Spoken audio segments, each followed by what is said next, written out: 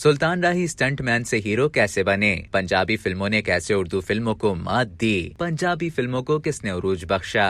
तकसीम हिंद के बाद पाकिस्तान फिल्म इंडस्ट्री में उर्दू फिल्मों को ही इंडस्ट्री के तसलसल और बका की जमानत समझा जाता था। भारतीय फिल्म से जुड़े लोग 1947 के बाद जब पाकिस्तान में आबाद हुए तो उन्होंने उर्दू फिल्मों को ही आगे बढ़ाया। उस वक्त उर्दू फिल्मों को पूरे पाकिस्तान में नुमाइश के लिए पेश किया जाता रहा। अगर 100 उर्दू फिल्में बनती थी तो 95 उर्दू और 5 दीगर जबानों पर मबनी होती थी। इक्का दुक्का बनने वाली पंजाबी फिल्म का मकाम उर्दू फिल्म के मुकाबले में बहुत कम समझा जाता था, और अगर किसी उर्दू फिल्म के अदाकार को पंजाबी फिल्म में काम करने की ऑफर की जाती थी तो वो पंजाबी फिल्म में काम करने से इनकार कर देता था। उर्दू फिल्म बामुकाबला पंजाबी फिल्म की तारीख कोई ज्यादा पुरानी नहीं। 70 की दिहाई के आगाज में चंद ऐसी पंजाबी फिल्में बनी भी हैं। सुल्तान राही, इकबाल काश्मीरी, हसन अस्करी जैसे लोग सामने आए और पंजाबी फिल्मों की वसअतों की एक नई राह हमवार हो गई। 1973 में नासिर ने अदीब पंजाबी फिल्मों के कहानी नवेस के तौर पर इंडस्ट्री में कदम रखा। फिल्म वहशी जट लिखी, हिदायतकारी हसन अस्करी के हिस्से में आई और उस दौर के मारूफ स्टंटमैन और छोटे मोटे किरदार अदा करने वाले सुल्तान राही को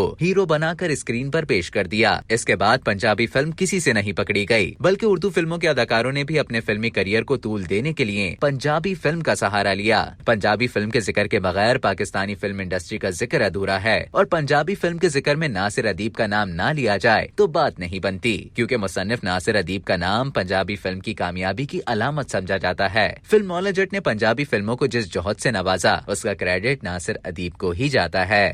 अब तक के लिए इतना ही। मजीद इसी तरह की मालूमात हासिल करने के लिए डेली जंग के YouTube चैनल को सब्सक्राइब करें और Facebook के पेज को लाइक करना ना भूलें।